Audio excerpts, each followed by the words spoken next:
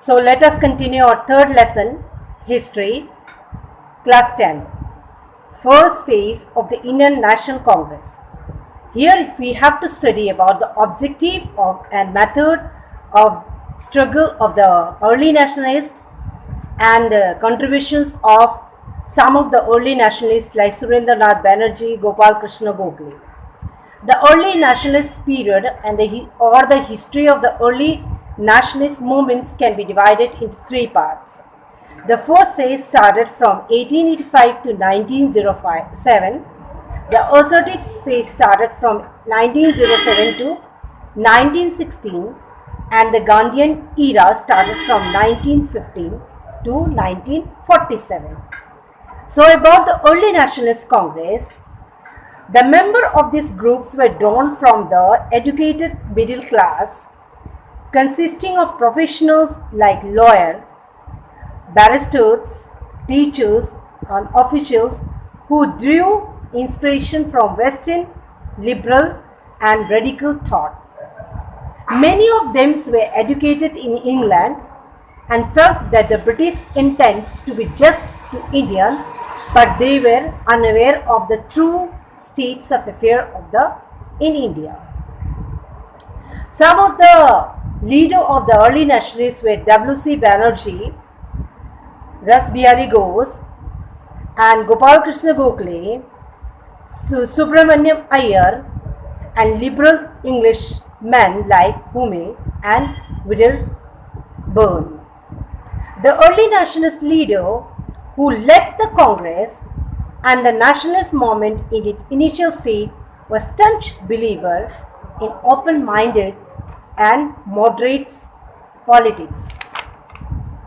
They believed in loyalty to the British government. They asked for constitutional and other reforms. Within the framework of the British dominance or British rule, beliefs of the early nationalists. The early nationalists had faith in the sense of justice, fair play, honesty, and integrity of the British. It was their hope that the British government could grant home rule to Indians. They believed that the British rule had many benefits. For example, it aided in cleansing social illness like sati, untouchability, and child marriage. They were of the opinions that the Britons could help Indians govern themselves according to Western standards.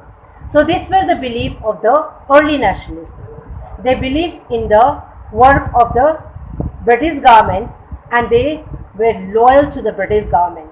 They felt that the British government could give them home rules within their jurisdictions. So this was the belief of the early nationalists. Now what was the demand of the early nationalists?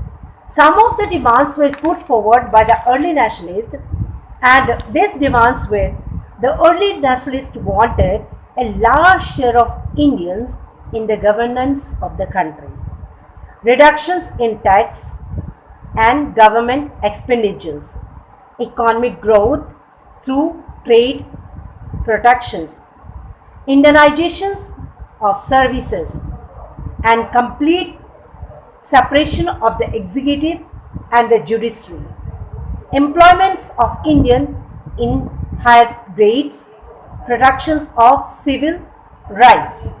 These were some of the demands put forward by the early nationalists in front of the British government, and they feel that this demand will be fulfilled by the British government. Now there was certain method appointed by the British government in fighting against the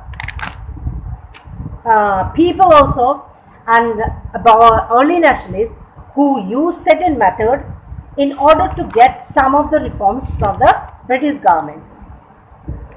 One of the most important reform was the constitutional reforms.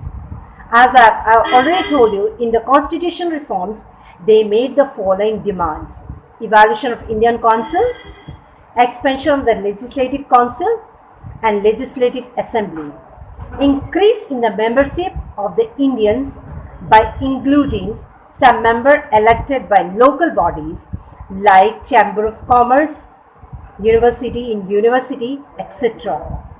By the beginning of the 20th century, they made a demand for Swaraj or self-government within the British Empire, like the self-governing colonies of Canada and Australia. This was the demand put forward by the early nationalists.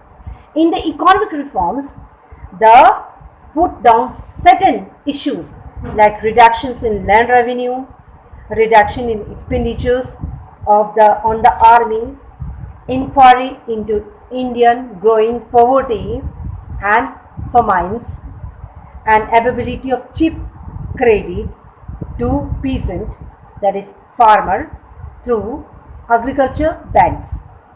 They also want developments of banking, irrigation facility, medical and health facility to the people. This was the economic demands put forward by the early nationalists. In the administrative demands, demand for Indianization of service through simultaneously Indian civil service examination in England and India. If the Indian service civil to be started, it has to be both in India and England. Complete separation of the executive and the judiciary.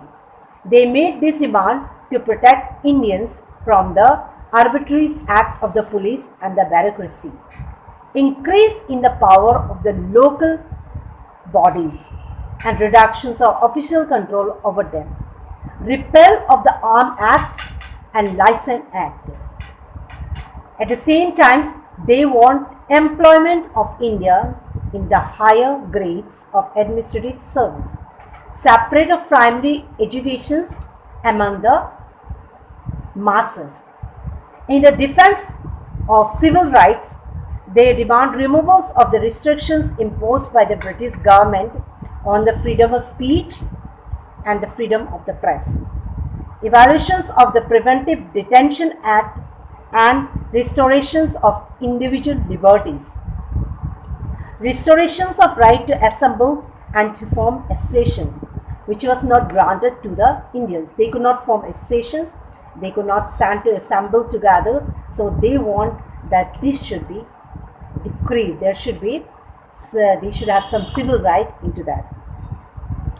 At the same time, there were different methods used by the early nationalists. The first set of method, the second set of method was here, and they held meetings where speeches were made, resolutions for popular demands were passed. They made use of press to criticize government policies. So they made full-fledged of the press in order to criticize the government policies. At the same time, they sent memorandums and petitions to the government officials and British Parliament also. In the second set of the method, they made use of the 3 P's. 3 P's mean petitions, prayers and protest. They sent petitions, request a letter of protest to the British government and to look into the problems of the Indians. A British community of the Indian National Congress was set up in England in 1889, which published a weekly journal, India, to present India case before the British public. This was the method. In the first method, they made use of the press to criticize the government. In the second method, they made use of the 3 P's, petitions, prayers and protests. Sometimes they could protest against the policies of the British government also. Now, achievement of the early nationalists. What were the achievement of the early nationalists? The early nationalists create national awakening among people that they belong to one community, that is India. They arouse the sense of nationalism among the people. They also train people in politics by popularizing the ideas of democracy, civil liberties, secularism and nationalism.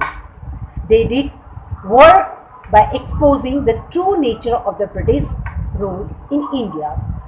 The political and economic programs established the truth that India must be ruled in the interest of the people. They also made efforts to lead the following reforms: the appointment of public service commissions in 1886 and resolution of the House of Commons in 1893 for simultaneously examination for the ICS in London and India, which I have already told that they want the Civil Service Examination Board in India and London. Appointment of the Welfare Commissions in Indian expenditures, that was established in 1895, and the Indian Council Act of 1892. So this was a demand put forward. They were demands put forward by the early nationalists. They also got some of the achievements, like a national awakening was among the peoples. Now the people start believing what was going inside India and what was the policy of the British government in India. At the same time, so much of criticisms was carried by this early nationalism.